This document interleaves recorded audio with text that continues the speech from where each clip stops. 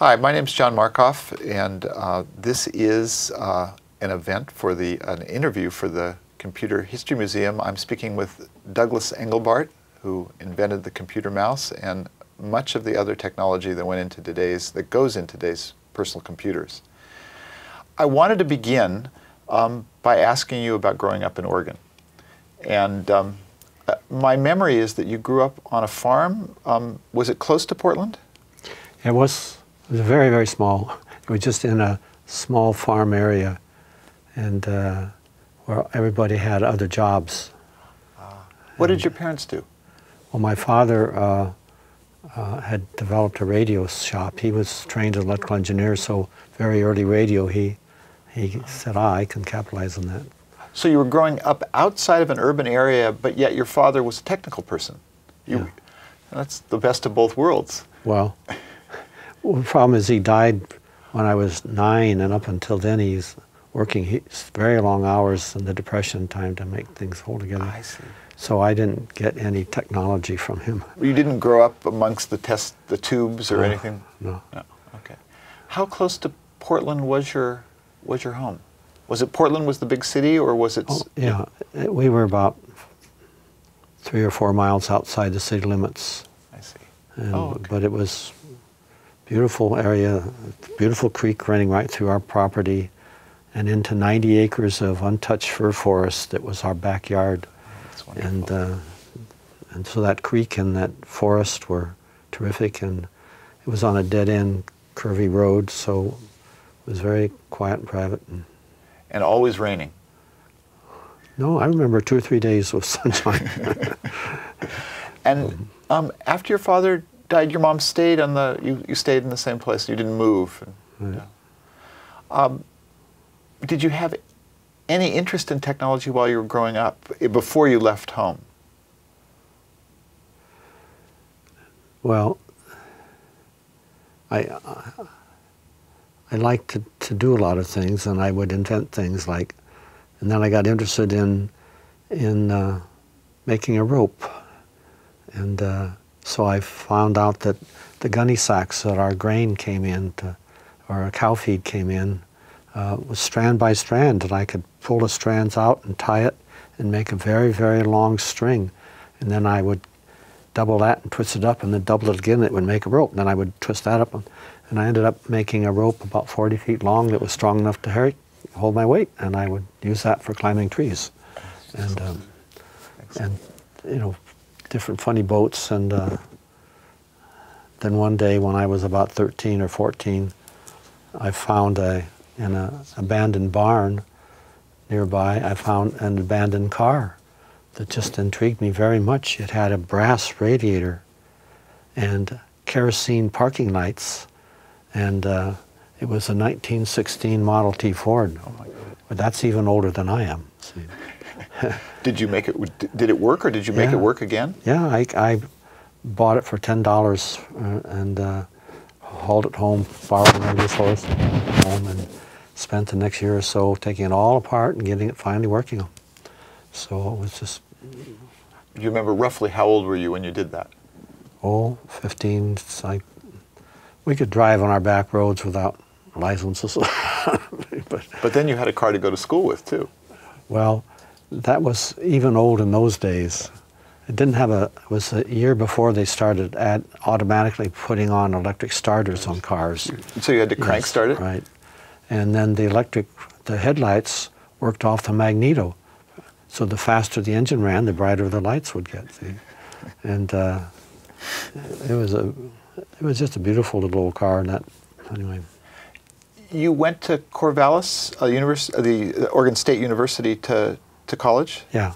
And what did you study? Well, I entered as an engineering student, aiming for electrical engineering, but the main reason was the war had started when I was about 16, I guess, World War II, not the Civil War. And then there was a lot of talk about this secret thing called radar.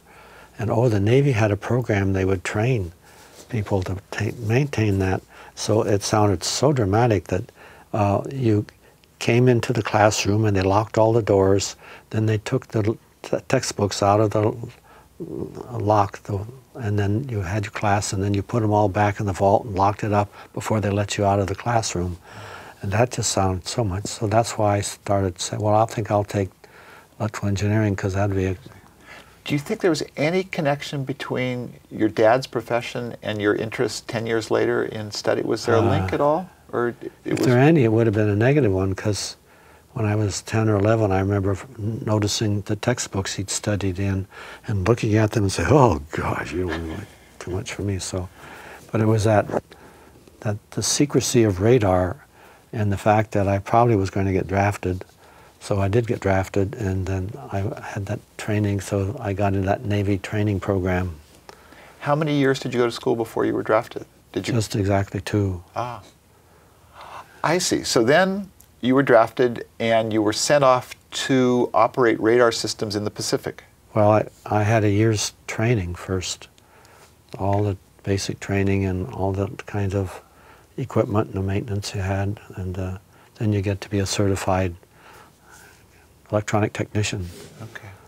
And, you told me a wonderful story about shipping out to the Pacific. yeah. Tell me the story of this must have been 1945. It was a spring, and that's when I finished the training, and so they loaded us up on an old converted freight ship, converted to a troop ship, and the San Francisco harbor, but it was just south of the Bay Bridge in there, and we were all kind of nervous because we were going to go invade Japan. And there were soldiers, Marines, sailors, mixture, and the boat backed out and trundled along underneath the Bay Bridge around towards the Gold Gate out to sea. And we just got part way past the Bay Bridge, and the captain came out on the bridge and looked down on us. "Japan just surrendered," he shouts. And oh my gosh, you could just see. Then suddenly all kind of, what is it, propriety or something leaves us. We all said, "Well, for Christ's sake, turn around." And he goes like this. But anyway, it was a very different trip. So that's good. And I remember you hearing the sounds from San Francisco as the people began celebrating as they went out. Whistles blowing. And, yeah. You had to go to the Pacific anyway. The war was over. Yeah, you can't imagine that they couldn't just stop everybody where they were. It was so 38 days later, at about 10 miles an hour, we got to the Philippines. And your job was a radar operator? No, a technician that would be maintenance. So it wasn't just radar, radio, sonar, teletype, any kind of communication, electronics. Okay. And, you were a reader by that time, a voracious reader? You liked to just sort of burrow into, I mean... Well, that's what I discovered. Yeah, I had been a reader and curious way back. And then in the early years of college, I found the library and the stacks and how they were tolerant enough to let me go probing in there. And I just did read a lot. And so you found a reading room while you were on one, it was a small island, right? When we first landed in the Philippines, it's what they call a receiving ship, even though it's a camp in the jungle, right on the edge of the jungle on the island.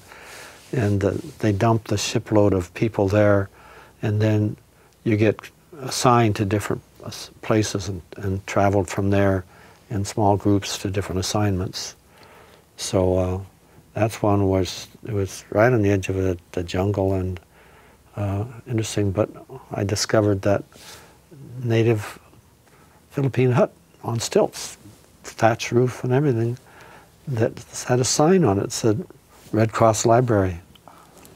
And they had to climb up the ladder into the nice clean floor, about maybe 15 feet across, circular like this, and books and magazines. It's funny, so I started camping out there, a lot of time there. I think I was there about 4 or 5 days or something like that. But so this was right after you, it was early on? Just when we got there. Okay, yeah, interesting. And, so that's when I found that Life magazine article that was sort of a takeoff of what Atlantic Monthly had some months earlier. that was Vannevar Bush and his Memex description. And this was a machine that was, there weren't really computers at this point, but this was a machine that was an information retrieval machine? Yeah, microfiche, just a small size hunk of film that you can move and view and stuff, and each one of them has a set of frames on it, etc. So he said what each one should do is sort of have what would be the equivalent of a link today is, you know, it's referring to some other one of those fiches, and they'd like to have a mechanical thing that could go get it for you from the list. And it was never built, but that seemed intriguing. But that didn't surface for me. Let's see, that was 1945. It was 5 years later, I think. It was about 15 years later. Oh, it was 15. Okay, well, we'll come to that. You also mentioned, so the idea of hypertext. You stumbled across the idea of links and the ability to but you also, I also remember you found a magazine article, and I don't remember the details, but it was about sort of making something with your life.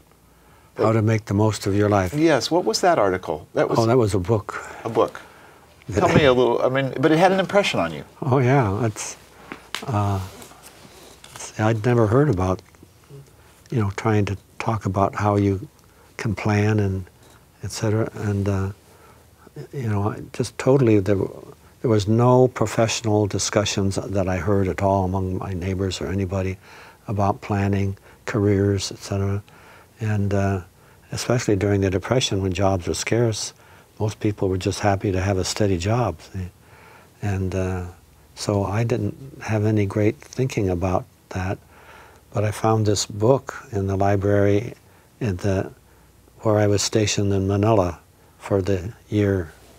And so the library there, too, was almost never anybody else in it. So I improved a lot. So that was one of the books I found, and it was just one of the cheery kind of things about advice of how to tune your life and think positive and try for things, etc.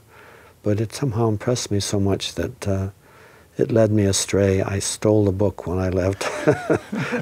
But I didn't feel very guilty because almost no one was ever in the library. That's good. And you came back to the West Coast and you finished your college degree in Oregon. Right.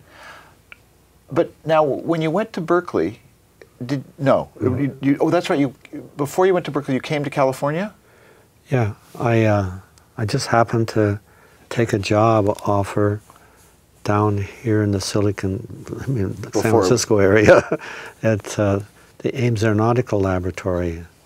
And, you know, various people had come from different companies, etc., to give talks and try to enlist graduating students. And so I had been signed up to go to General Electric back east. And then this fellow came from the Ames Laboratory here to talk about what could be done there. And then I remember how much fun it was in the San Francisco area, because my last 7 months of training were on the Navy, what the Navy owned Treasure Island at the time. And so I thought, gee, that's fun. It's right near Stanford, girls. And so for some reason I signed up to come down here. Okay. Now, when you went to work at Ames, you ended up supporting the wind tunnels, is that right? Yeah, I thought I was coming to work in the instrumentation development group, but I got sort of waylaid as I first came in. See, the Greyhound bus I was on stopped at the stoplight at Moffett Boulevard and 101. I'm laughing now because it was not a freeway. So I trundled up there, and so it wasn't long before the smooth-talking guy came and intercepted and talked me into, oh, it's much more interesting, this other group, you know, we take care of the wind tunnels and all that. And, well, it was an education. So I was there 3 years before I got my, whatever it is. Oh, I see. So before you decided that you needed to move on. Before I got the big turn on it, I don't know what you call it, just vision, insight?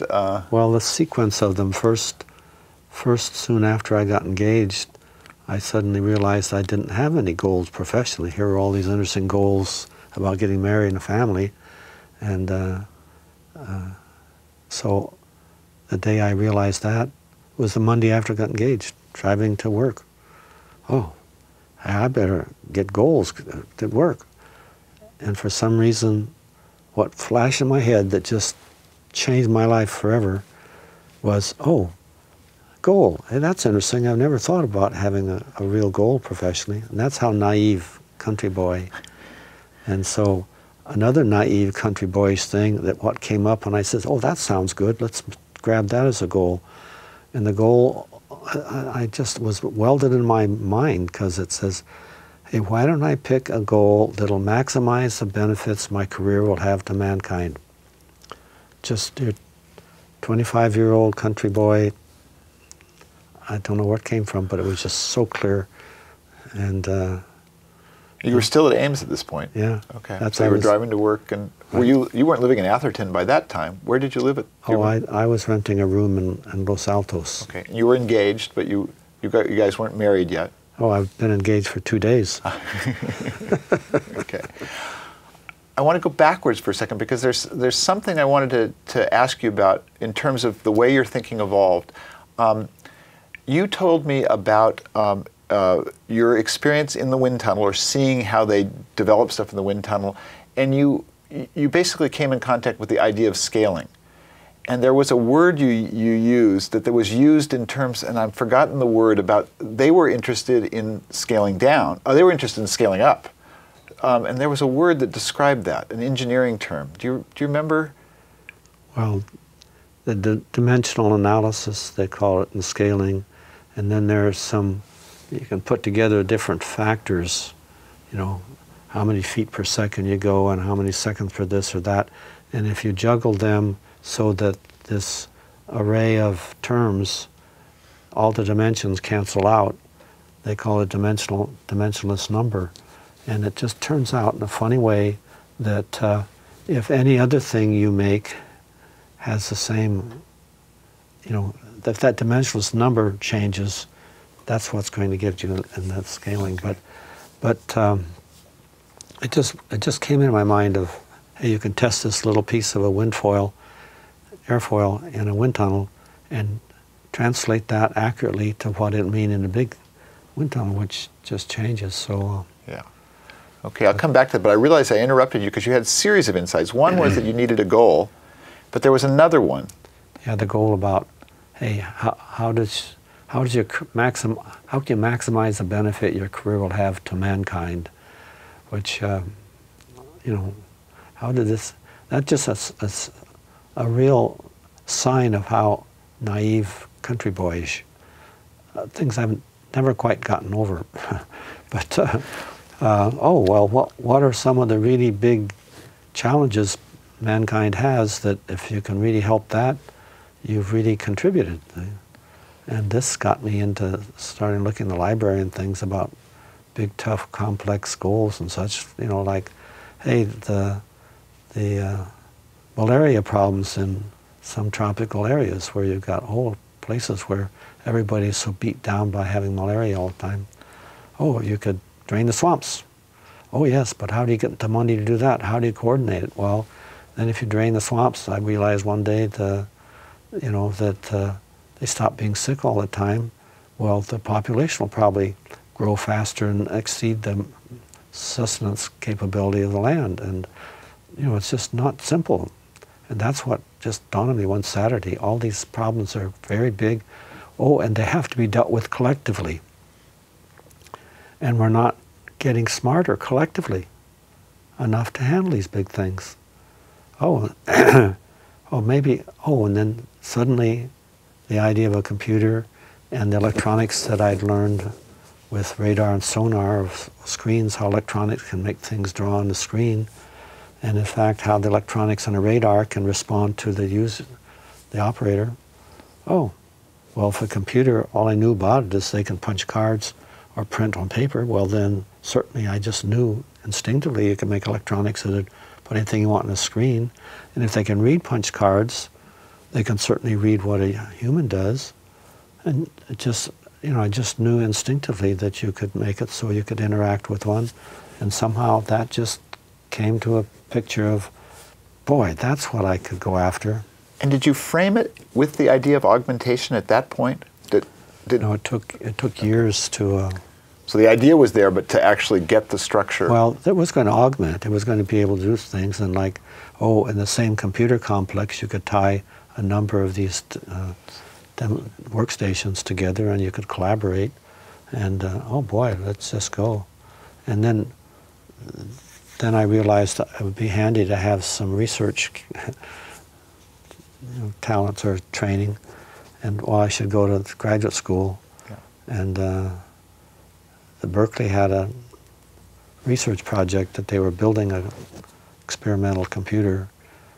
But it was you already had the idea of the system you want to build, and so you needed skills, and you knew that they were working on a computer project, and that became the place to go.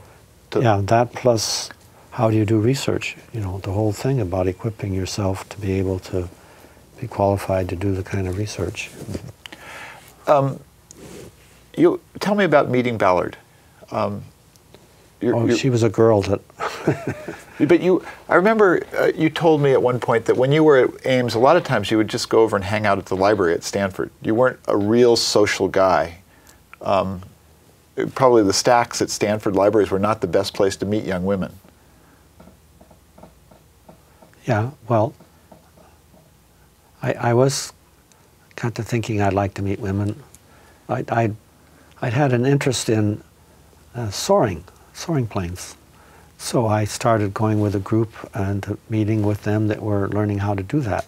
And then one day I suddenly realized there's nothing but men in here. So then I asked the guys at work, well, where do you go to meet girls? Well, see, most of them were married. They didn't have all that many ideas, except one of them mentioned that, well, he hears that in the Palo Alto city center they have folk dancing classes. Oh, and I just pictured something that turned off. So, but anyway, I went over there one evening and stood there and watched an intermediate class, and it just intrigued hell. I was very clumsy and bashful, and I couldn't do ballroom dancing effectively. It was just a sort of sweat. But I watched what all these people were doing. Oh boy! And so even though they were an intermediate class, at the next break, I scooted out there and grabbed a woman who was starting to, well, I'd never done any of that, but so I began to be a regular at that, and that's where I met Ballard. That's a great story. So you moved to Berkeley. You got a PhD in electrical engineering? Yeah. Okay. But it was basically the design and research leading to computer systems. You could take the computer option of doing research and talking about that. And I happen to remember some strange bistable phenomena in gaseous discharges, like neon tube or something, that you could install. You put a radio wave across it like this, and that's the way we would tune the transmitters. The brighter that light, you hold that up near the antenna, and as you adjust the power level, the brighter it got, the more power out there. Then I noticed one day that also as you backed it down, it would stay lit at a lower voltage level than it took to get it going. Oh, at that intermediate stage, if it were lit, it would stay lit. If it weren't, it wouldn't get lit. And so I thought, well, that'd be an interesting thing in the computer world of another bistable sort of phenomena. And so I built shift registers of little patterns of glow. No glow would just shift around. But it's far too clumsy and slow for electronic. Modern. And yet it led you to didn't it lead you to your first sort of business venture? Yeah. So you were an entrepreneur. That was sort of a sidetrack, but yet you wanted to do something with the technology. Was that? Well, it turned out there was some fast-talking patent attorney that happened to bump in when I was at school there like that, and said, "Hey, you could get these things patented." So there were 13 or 14 patents came out of this. You know, you could almost build a whole computer out of these little gaseous plasma things. But it just, you know, then there was the chance, he said, you know, you could actually start a business and have this go. And one thing you could do is make a very interesting kind of signs for people, because they could have these neon tubes around like that, and the little glow-no patterns would move around them, so you could have just very interesting things. So, okay, but I wasn't destined to be a businessman or something, so the backers we had pulled out after about 4 or 5 months. Yeah. There were some San Francisco store owners, weren't they, who ultimately invested in the project? Wasn't it one of the retail stores in San Francisco, the family? Yeah. I can't remember. But it went nowhere. When it didn't work out, what did you decide to do next? Oh, then I decided I'd really like to get into doing some real research and get going after the computer things I wanted. And so I had been doing this while I was still teaching. I was an acting assistant professor at Berkeley after I got my degree for 2 years, and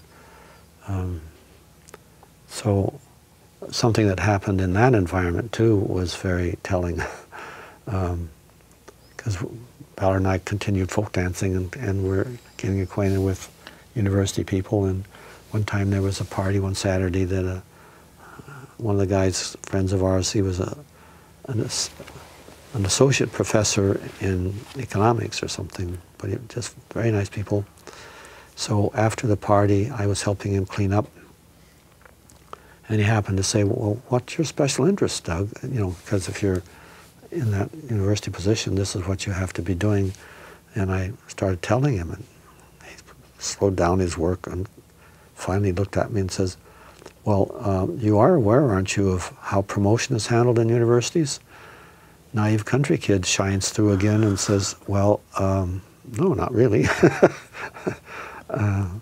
So he explains to me about peer review, and that you get promoted by writing papers that get submitted and accepted in the best journals. And the peer review decides, you know, your peers review it, and that decides what gets in. He said, so I can tell you right now, if you keep talking like you are now, you'll be an acting assistant professor forever. And I just really, suddenly I got it. But the funny thing is, then we thought of coming down the peninsula to get some jobs. Well, there was no Silicon Valley, but there was a Hewlett-Packard. And we had used their test equipment in the Navy, so I knew about their story. So I went there, and this interesting things I had done for my thesis work intrigued them and such. So, boy, they offered me a job in the research. And now you met with both Hewlett and Packard. It was a small enough group that it was David Packard who offered you the job, wasn't it? No, the head of research was Barney Oliver. Barney Oliver. But at some point you had discussions with Packard. Both, yeah. Yeah. And I remember Packard said, didn't Packard tell you could keep the technology that you... he was such a straightforward guy, I just happened to say, well, I've got this problem. There are quite a few different idea inventions I've had from my thesis work that I haven't patented yet.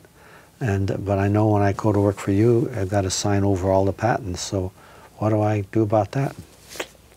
He came up just instantly with this thing. Well, I'll tell you, how about this?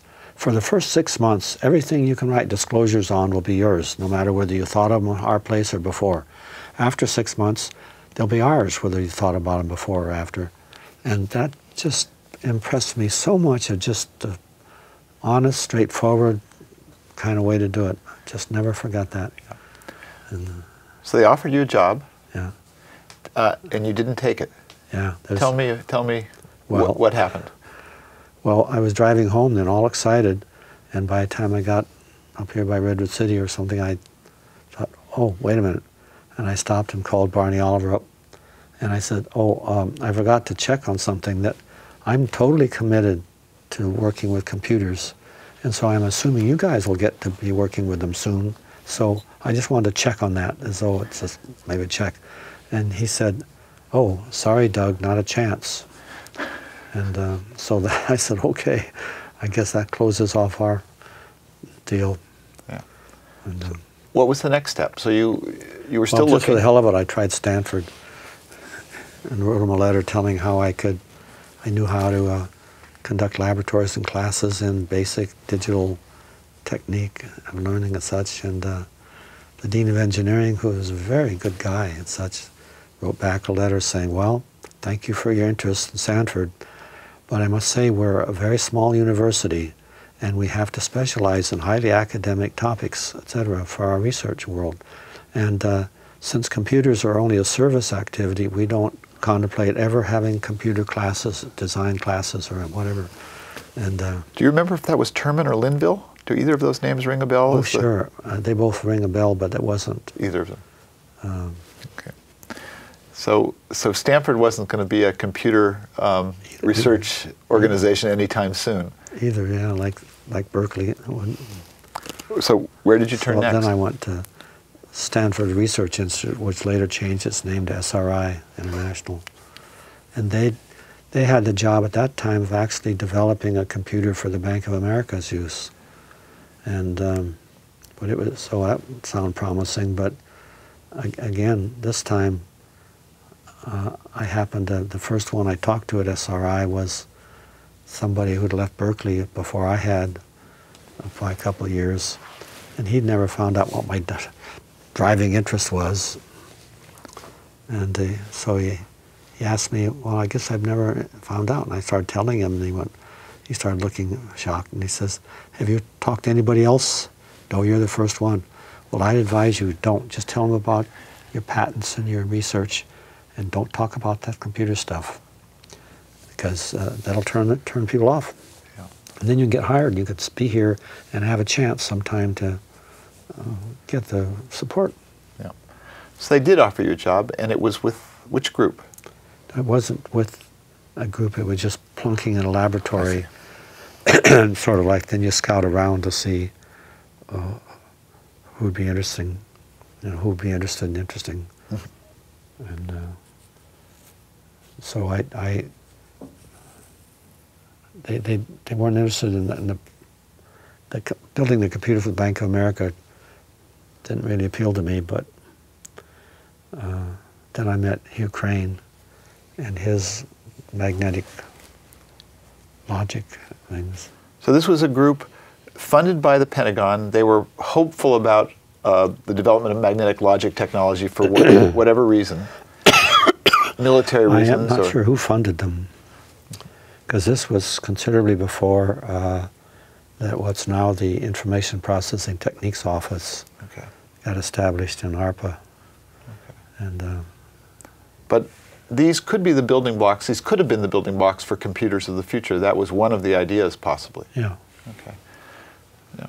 But they'd be quite slow. Yeah. And so I helped with that.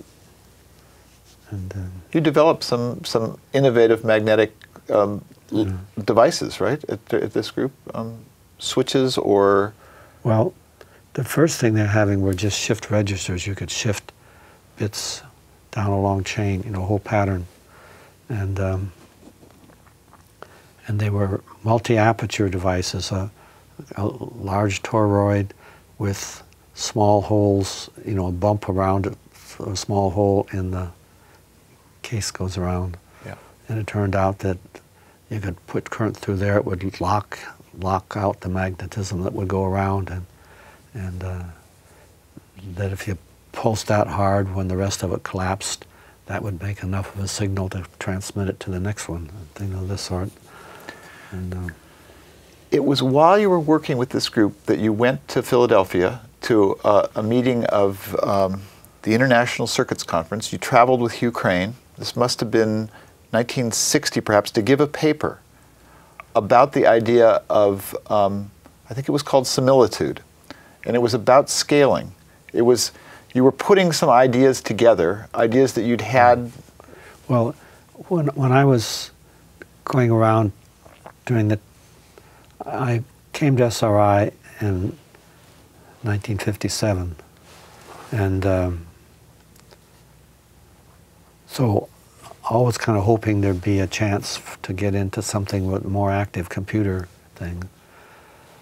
But one day I happened to be talking to a program manager, research manager in the Air Force, and I just happened to tell him about the interest I'd gotten about this similitude, this scaling issue about airplanes, and that it'd be very interesting to study that for electronic components too, because if you make things smaller and smaller, they just naturally get faster.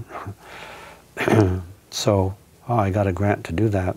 So then I did enough in that to kind of find much better ways to explain it, and why a device that this size would probably stop working if you make it 1/10 the size. And that's generally because some of the phenomena that you're harnessing in there are affected directly by the linear measure of something. Others are affected by the area, and others by the volume. Of course, all those change. They don't change it the same way as just change the scale.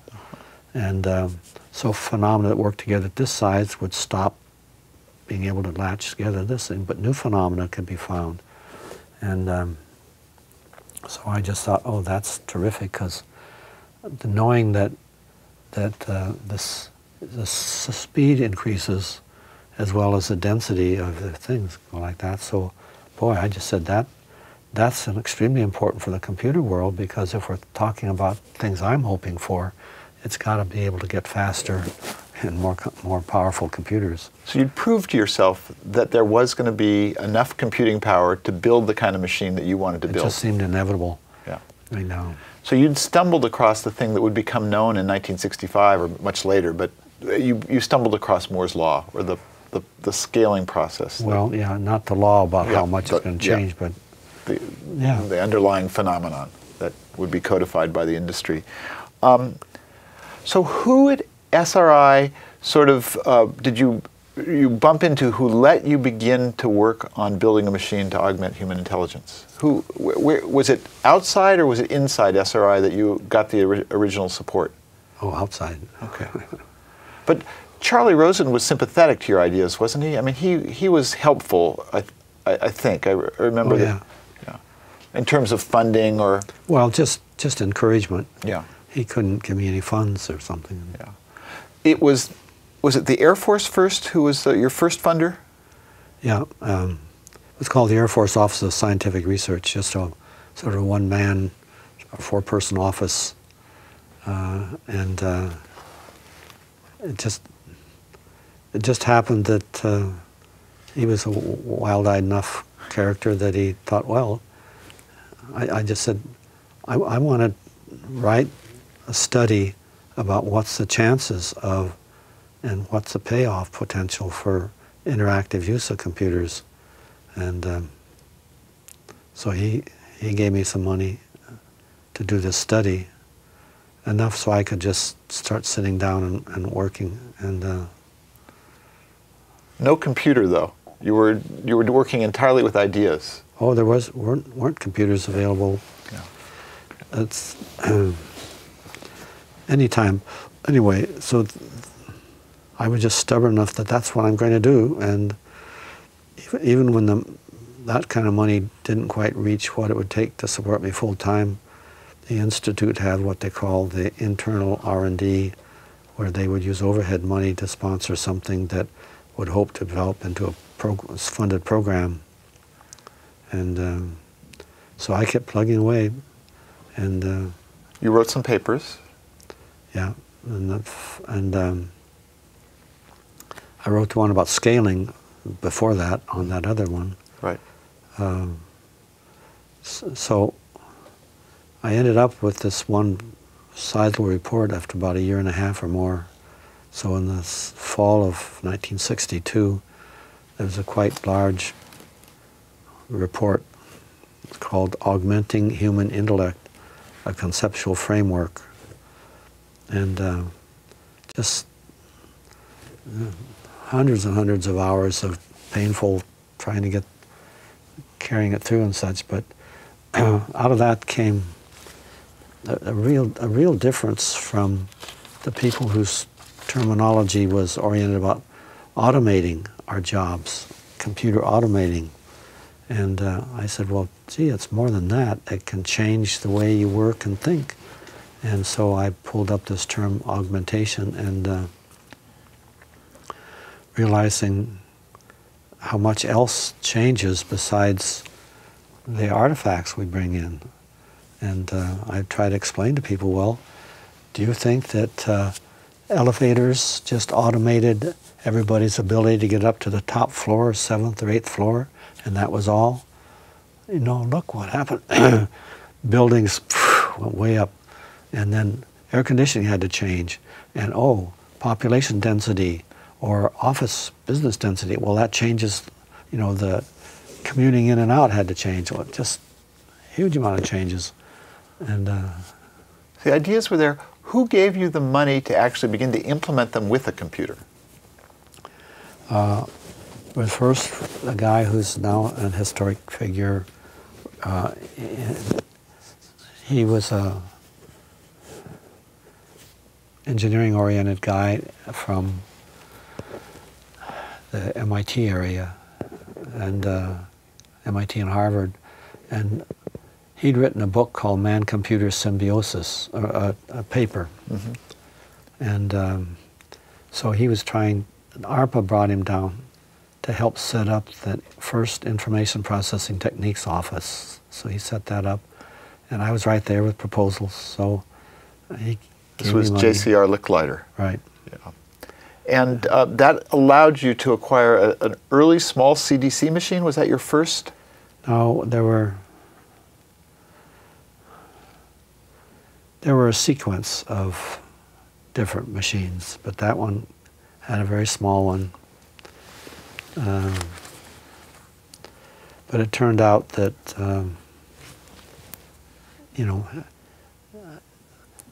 even what I talked about paradigm, I haven't yet, but the paradigms that made it hard for me to stay in a university because who's going to work with computers interactively and so on like this.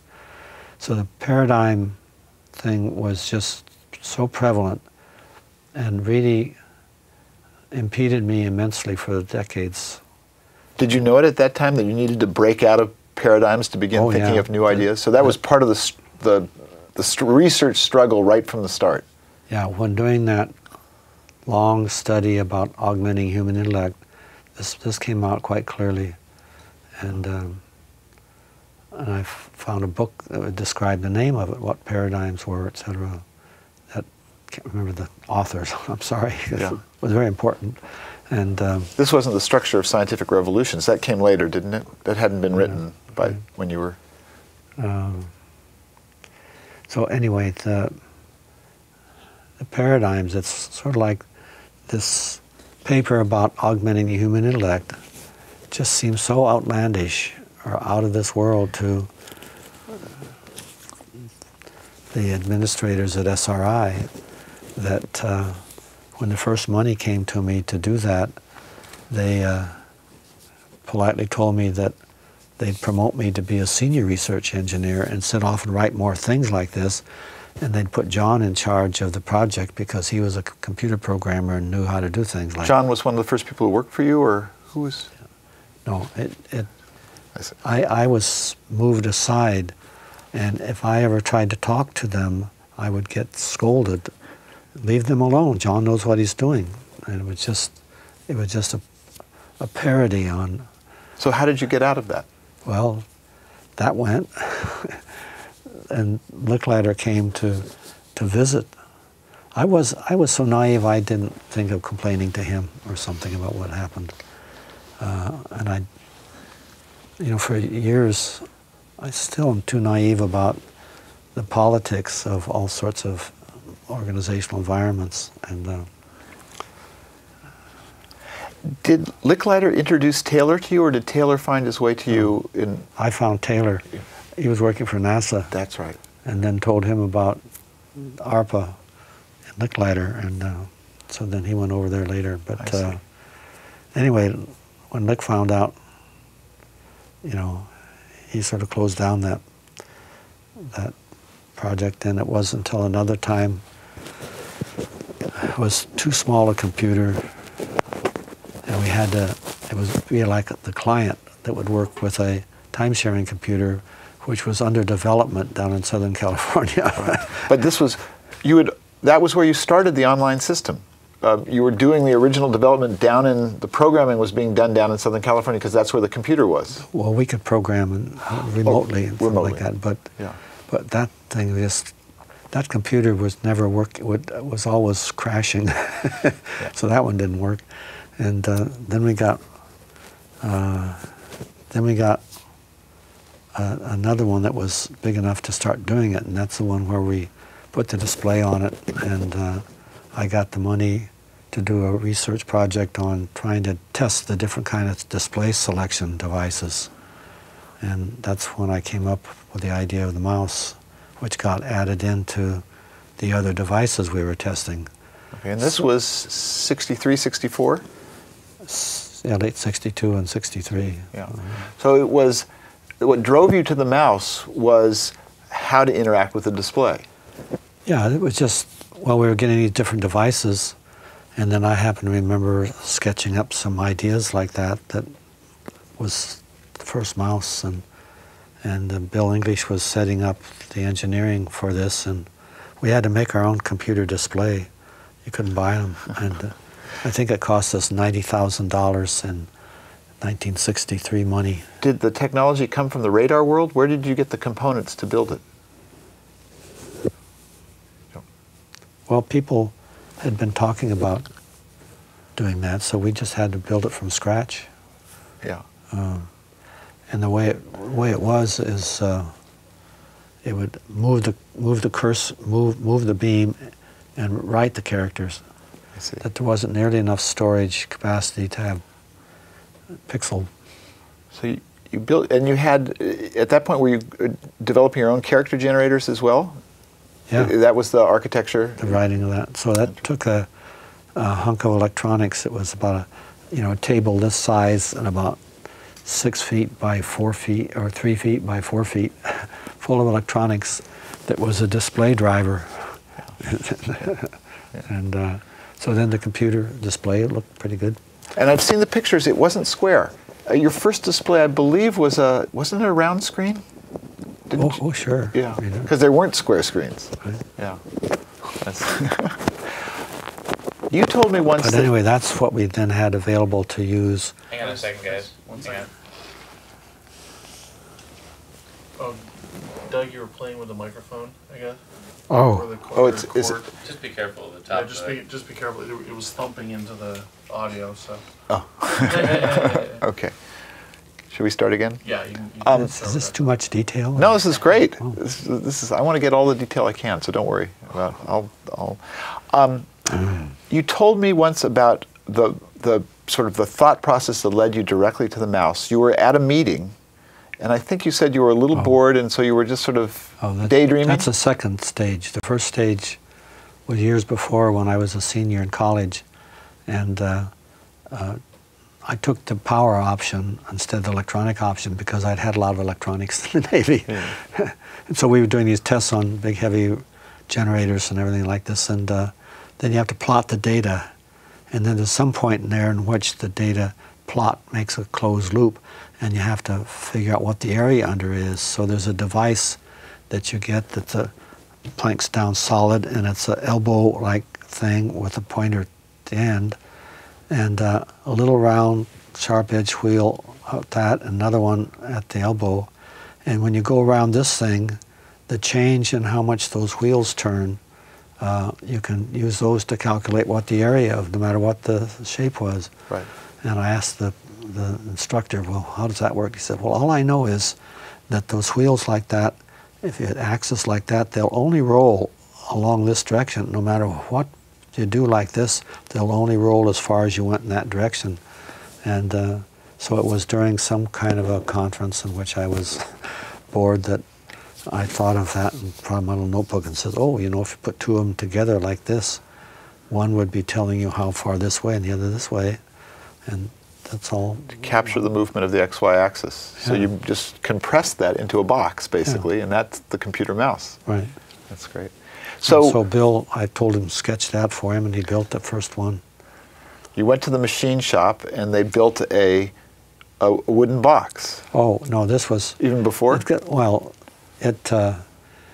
You design it so somebody has to do a mechanical design drawings to tell a machine shop what to do. So there's a mechanical draftsman kid that was doing that, and he happened to say, "Oh, my hobby is wood carving. I can make a case over it." So that's how that got there. And all we were doing is testing the select, so one button read, and we didn't think about it, but the cord came out this tail end. So sitting there, and somebody, and we still don't know who, among the 5 or 6 people involved in designing and building and setting up the experiments, etc., and tests, and training the subjects and so on, somebody in there started calling it a mouse. Because I don't think about giving names to things like that. And so this is, so no one knows. So it's lost in history. Yeah, it's lost in history. And the first one had one button, the very first one you built. But what was the right number of buttons? Did you think about how many buttons you wanted after you built the first one? Oh yeah, right. And what was your thought process? Well, all we could get on. I could only get 3 in there the way it was designed, so that's... But more would have been better if you could have... Yeah, it would have. Because I don't know how Steve Jobs says one button or something like that, but you've got lots of action here like that you can do. And it just seems silly to me not to use that. So if you could be more powerful, if you could have more power in the hand, that would be ideal. Well, this sort of gets into that paradigm situation again of, what's easy to learn, see, versus what are you capable of doing? And you can learn, and when you learn, it'll be easy. And if you just realize how many things you do that when you're born aren't conditioned into that, just all kinds of skills that take for granted. Yeah. And well, typing, yeah. So I would just say, sure, this opens up the interface as something in which we're exploring capability, and let's go after capability. And this, I was just sure that every knowledge worker in the future was going to be working this way. And well, we can talk about that. Well, but there are a whole bunch of little pieces here, big pieces. Another device you developed was a chord keyboard. It turned out not to be a success in terms of acceptance in the bigger market, but it was a way that you were experimenting with breaking down paradigms. Well, it's just a way to improve capability. Because if you're using the mouse, you can't type. Yeah. And so that leads to the thing of all the point and click, and to me, that was like pidgin English, ooh. Yeah. And so the actually command language we developed was just saying, you got a bunch of verbs, you want actions you want to do on a bunch of different kind of objects designated by nouns. Right. So we had that, and this was the absolute minimum number of keystrokes to set up any command. Like just DW would flash up delete word. So you hit DW, click, click, the word's gone. CW, I want to copy the word. Click, click, gets copied. See? Replace the word. Or a paragraph, a sentence, just all kinds of things. Visible string just meant, would be a word plus any punctuation or something. Yep. So we ended up with many verbs and many nouns that if somebody came and looked at that, but it's just like you learn an extension to your natural language if you come into some new kind of environment. By this time, you'd begun to build the online system. 1 second, we need to change. Sure. Need to get new tapes Yep. in the camera chair. Gotcha. Good spot for a hold.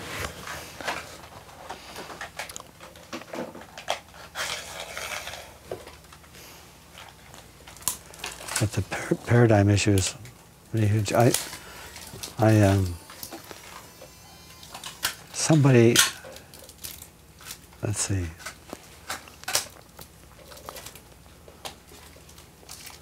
About the time where you did your mouse thing at Xerox PARC, and I was at the History Museum for some reception they had, and I met a guy who worked at National Science Foundation. And I didn't know him, I just got talking and found out he did. And so I said, well, I wonder, you know, I'm not in a university and I'm pretty old. We got to talking and stuff, so he called me up later and invited me to come at the end of the month to talk to the staff at NSF. Did you do that recently? That's the end of this month. Oh, you just went? No. Oh, you're just going? No, at the end of August. Oh, okay. Oh, great. Oh, that's Yeah, good. so it's just like, Yeah. hey, it's Excellent. time. And so a big thing I want to get to them is a lot of examples of the paradigm issue. Yeah. So where did the idea of bootstrapping come from? As part of the augment system, the idea of being able to sort of build a system and then build on top of the system and then continue that process, where did that idea come from? It came out of the two things of that, the model of how we augment ourselves. We already are augmented, and it's a huge amount of things more than just the artifacts we employ. All the skills and the methods and the language and the customs and the organizational structures and all kinds of things are there like this, that all the artifacts are just integrated in. And there's no way you're going to make some huge change in the capability of an organization by just plugging in some new line of artifacts. Okay. And so that just got to the point of saying, oh, the only way you're going to do it is by helping facilitate the evolution of that whole thing. And was that approach sort of in process in the first half of the 60s? Had you sort of, it was clear in your mind that that's the way you would evolve the system? Right, and then in the early 70s, you need to get real people, not just the research kind of guys, real people involved. So we set up an arrangement that ARPA let us go ahead and start selling NLS usage as service over the ARPANET. Right. And this was going out great, and we actually had the way to cultivate their usage and start helping facilitate their evolution and what do they need as way as changes in the tools, etc. But before you did that, you built this system, you had a display, a computing device, a storage device, a sophisticated software system that allowed you to do text editing and hypertext. You had all of the ingredients of modern personal computing. You showed it to the world for the first time really in 1969. 68. Was it December of 68? Yeah. It was at Brooks Hall in San Francisco. It probably is the most famous computer demonstration in history. How did it happen? What led to the demonstration? Well, it's our NLS system was getting more and more interesting and useful, and it just occurred to me that still was very hard to tell any of the colleagues out in the world that were computer-oriented people what we were doing and why. And so it'd be great, instead of just giving a paper at a conference, is to demo it. And we had the kind of technology on hand that could do that, because I found out that the telephone company was actually in the business that they would set up and lease for you video line links. So we had two links, one-way links, going from SRI up to the city. And then we had to build a modem To carry the data. so that we could run it from the city. And you couldn't buy a modem, so Bill English, Jeff Rosen put together a modem, and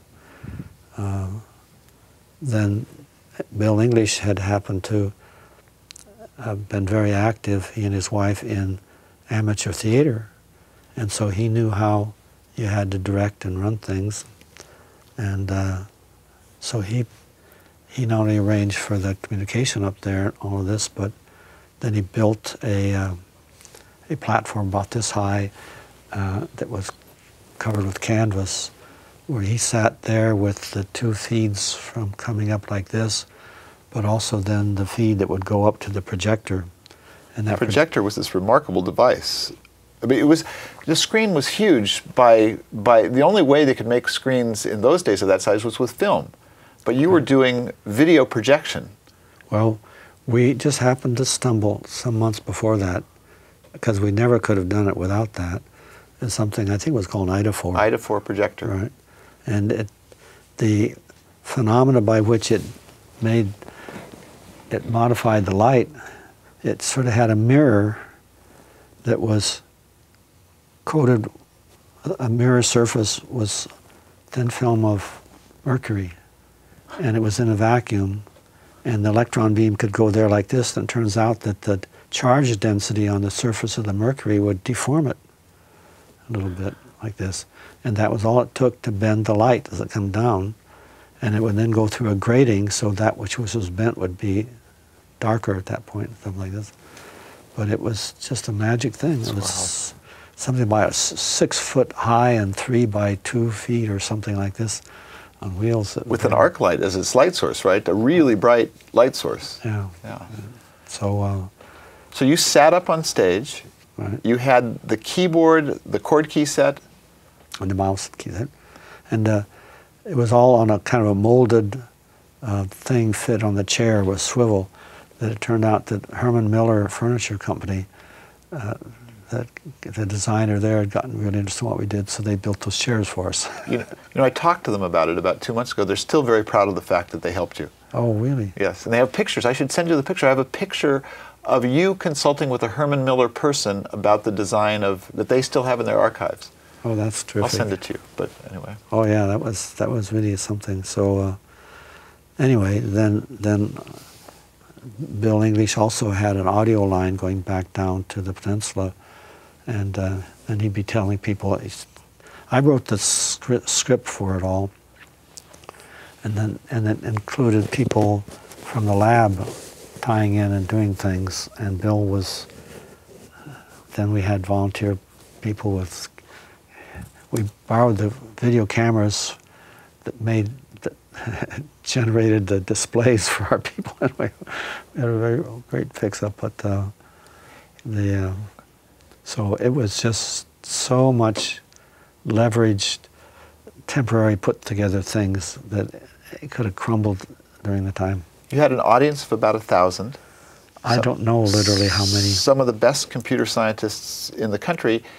People before that didn't think of computing as interactive, and you showed them. Well, if they did, they had a very different idea from what I had done.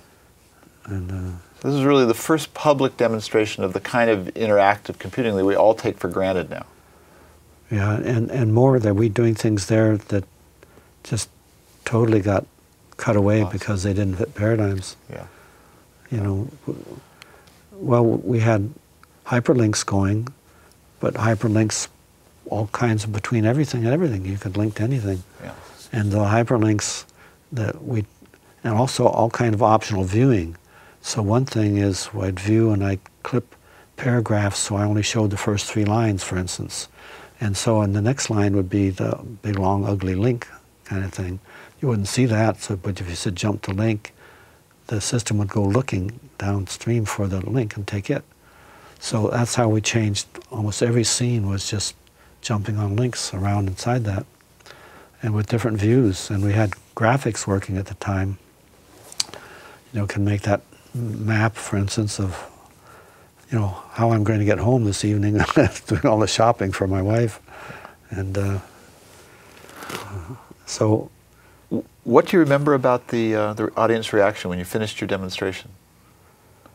Well, during the demo, the lights in my eyes were so bright I couldn't see the audience. I just had to know they're there. And so when all got done, I went, boy. So I was unstrapping myself and getting up, and the lights went out, and I saw everybody was standing up applauding wildly. And I thought, oh, whew. You know, just feeling so lucky that we got through without crashing. And That's neat. But but it was a strange thing. There was a lot of excitement, and the next day, you know, we had this stuff on another room, and people could come and see, and we could show them real-life demos. But it's just like, oh, all excitement. After that, it's just like nothing happened in the world. Well, let's talk about that a little bit, because in a way, let's talk about the future and sort of what got lost and what still needs to be done. So there were some ideas that got taken away and they turned into commercial products, whole industries. But I think I've come to understand your feeling is that something didn't get taken away. Oh boy. And tell me about what still needs to be done. Well, I think the focus needs to be on capabilities that you can derive, and take the business of cost of learning and set it aside until you assess the values of the higher capabilities you can go after. Whereas it has seemed like there was some level like this, I don't know how it got set, but early 70s, just got to be easy to learn. And with all due respect to all the human-computer interface guys, that's just, to me, has just been a, you know, I point out to people, hey, we'd all still be riding tricycles. Yeah. You have this great of a big adult guy on a tricycle, or your other interesting way of getting this idea is about taking a pencil and attaching a brick to it, and how ineffective it is with the brick on the end of it. Right. So your argument is this original idea you had about machines that augment human intelligence, we got trapped on the curve somewhere and it flattened out. It was somehow the automation idea got in there. And then during the early years, it was office automation. The real user is a secretary. Therefore, you have to make it easy for her to learn, etc. And I kept trying to say, no, the real user is tomorrow's knowledge worker. Ah, ha, ha, ha. You're a nice guy, Doug, but... So how do we get back on the curve? So I understand your principle. You know, somehow we got off the curve. You think we could continue to build more powerful tools that would get us back on this? Absolutely. And there's a big part of that is the paradigms about, hey, one thing is the, quote, book, unquote, book paradigm. That just built into everybody's sort of paradigmatical outlook is, that's the way you read and study. And you say, well, no, wait, that's just the way an artifact that they call printing and such produce things that would help you do that. Yeah. We've got a brand new set of artifacts now, so let's change our paradigms. Let's say what we can do. And so that's what I started doing in the 60s. I say, for one thing, you don't want to be able to jump around. So not just a link pointing to another document, but I want to jump. Oh, I want to jump. There were just a huge number of jumps. You could just say what you wanted done. I want to jump to the next chapter. I want to jump back to the origin. Oh, then you start saying the different views. You know, one line only, and the optional views just kept growing and growing. And the kind of moving around you could do kept getting more flexible because your jumping and viewing was. Well, then also, since you can address anything so flexibly for a jump, you can also address very flexibly for any editing you want to do. I want to move this chapter to follow this chapter in this other book. That's just one command. Move branch. So the tools are just, they got stunted somewhere along the way. The original model was to have tools that people might be hard to learn, but once you learn them, you would be so much more powerful. That's right. Yeah. To look at capabilities, see, and so nobody ever did. Yeah. They just poo-pooed. It's sort of like in that 68 thing. A funny thing happened that early this summer, there was a European conference, computer-based conference they called Reboot. Right. And it was trying to sort of restudy some of the older things that had done. And so for one thing, they got the 90-minute video that we happened to be lucky enough to record, that 68 demo. And they showed the whole 90 minutes to everybody there. And all of the results that they had were just, just raving remarks of why, we're still not able to do a lot of those things. People are still surprised.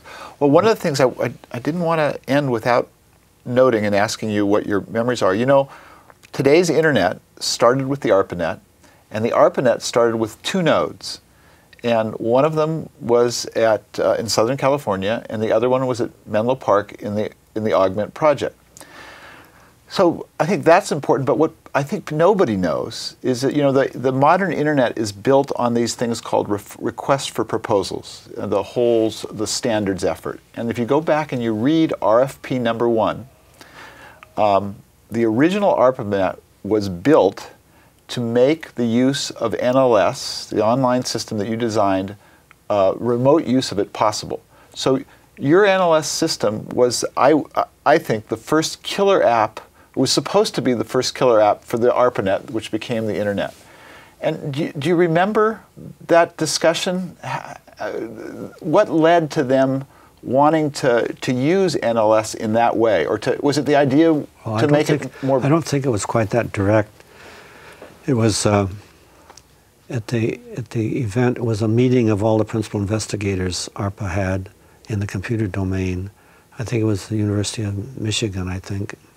And that when Bob Taylor and Larry Roberts, the 2 guys running that office, told us all that they were going to go ahead and put together this network on a brand new mode of doing a network.